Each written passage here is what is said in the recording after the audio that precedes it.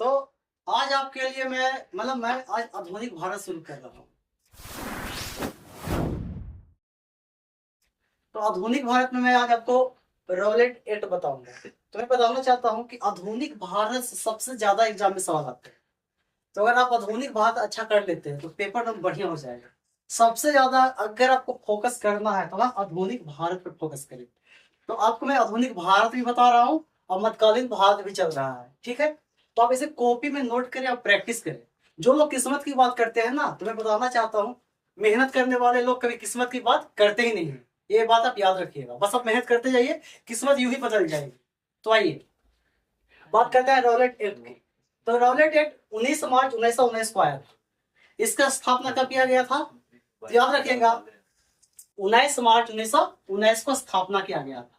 और इसकी स्थापना सर सिडनी रॉलेट की अध्यक्षता में की गई थी। इसकी स्थापना सर सिडनी रॉलेट की अध्यक्षता में की गई थी।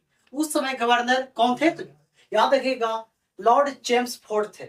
उस समय गवर्नर कौन थे जी? तो लॉर्ड चेम्सफोर्ड थे। मैं फिर से आपको बताना चाहता हूँ रॉलेट आया कब? तय आया था 19 मार्च 1919 को आया था। किसकी अध्यक्षता में इसकी स्थापना की गई? इसकी स्थापना सर सिडनी रॉलेट की अध्यक्षता में की गई थी। उस समय गवर्नर कौन थे? तो लॉर्ड चेम्सफोर्ड थे। उस समय गवर्नर कौन थे? तो लॉर्ड चेम्सफोर्ड। तो यहाँ दो सवाल आ सकते हैं कि रॉलेट एक्ट किस गवर्नर के समय में आया? याद रखिएगा लॉर्ड चेम्सफोर्ड के समय में आया। और इसकी स्थापना किसकी अध्यक्षता में की गई? तो याद रखिएगा सर सिडनी रॉलेट की अध्यक्षता में की गई थी। इसका उद्देश्य क्या था? इसका उद्देश्य क्रांति का दमन करना था। इसका उद्देश्य क्या था? तो क्रांतियों का दमन करना था। उस समय भारत में बहुत सारे क्रांति चल रहे थे, तो उसको दमन करने के लिए रॉलेट एक्ट लाया गया था। अब मैं बताता हूँ रॉलेट एक्ट है क्या। तो रॉलेट एक्ट एक काला कानून था। कैसा कानून था जी? तो यह एक काला कानून था। इसमें क्या था ना कि बिना किसी कारण के, बिना किसी गलती के, बिना कसूरवार के आपको गिरफ्तार करके आपको जेल में पैक कर दिया जाता था। याद रखिएगा रॉलेट एक्ट एक काला कानून था। इसमें बिना किसी कारण के, बिना गलती के निर्दोष व्यक्ति को भी, मतलब जो दोषी नहीं है उसको भी क्या करता था? अंग्रेज लोग पकड़ के जेल में डाल देता था। इसी का विरोध किया, बहुत लोगों ने विरोध भी किया, बहुत लोगों ने विरोध किया। उसमें डॉक्टर सत्यपाल भी थे, डॉक्टर किचलू भी थे, महात्मा गांधी जी ने भी विरोध किया था। याद रखिएगा ये सब बातें। तो मैं फिर से बताना चाहता हूँ इसका उद्देश्य क्या था? क्रांति का दमन करना। क्या? क्रांतियों का दमन करना। और इसे बिना दलील, बिना वकील और बिना अपील का कानून भी कहा गया।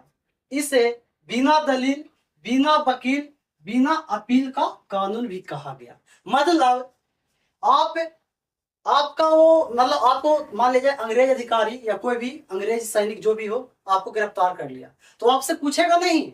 आप उससे मतलब आप अगर उससे पूछते हैं कि क्यों गिरफ्तार किया, कुछ नहीं पूछने वाला है, बस पकड़ेगा आपको जेल में डाल देगा। आप वकील भी नहीं रख सकते हो, कोई वकील नहीं। आप अपना अपील भी कहीं दर्ज नहीं कर सकते हो। फिर मतलब आप चाहते हैं कि मैं अपील डिस्ट्रिक्ट कोर्ट में दर्ज करूं, जिला कोर्ट में? बिल्कुल नहीं। या आप सोच रहे हैं हाई कोर्ट में मैं अपना अपील रखूं? कोई नियम नहीं था उस समय। ऐसा कानून नहीं था। या ऐसा कानून था कि बिना दलील, बिना वकील, बिना अपील कैसे कानून कहा गया। आपकी इसमें कोई, आप इसमें किसी वकील को भी नहीं रख सकते थे। आपका वो रीजन नहीं सुन सकता था कि क्यों आप गिरफ्तार कर रहे हैं। बस उसकी मर्जी हुई, आपको गिरफ्तार करेगा, जेल में पैक कर देगा, कहानी खत्म। इसीलिए गांधी जी ने इसे क्या कहा? काला कानून कहा। इसीलिए गांधी जी से क्या कहा जी? काला कानून कहा।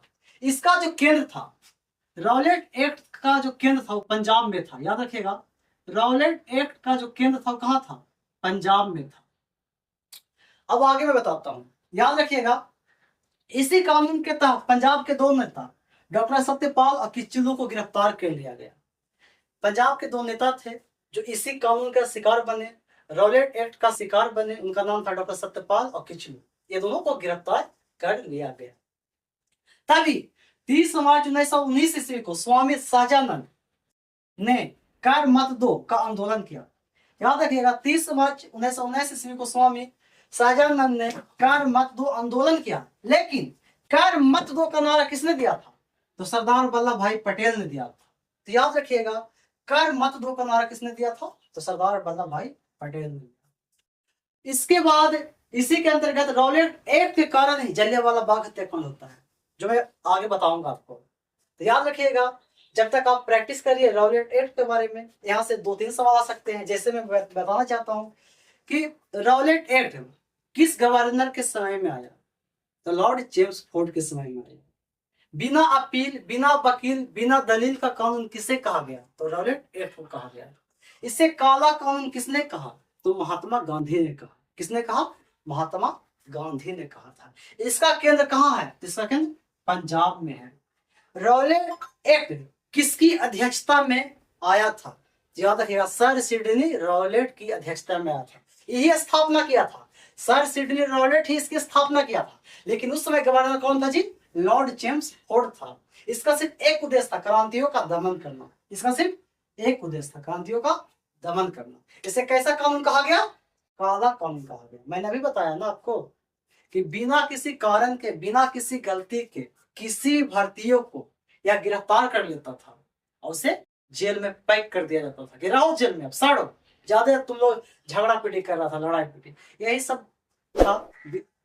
इसलिए सब विरोध किए, महात्मा गांधी जी विरोध किया, सरदार वल्लभ भाई भी विरोध किए थे। तो आप लोग इतना प्रैक्टिस करिए, इससे ज्यादा सवाल आ नहीं सकते हैं। इसके बाद मैं आपको जलियांवाला बाग हत्याकांड पढ़ाऊंगा। तो जय हिंद, जय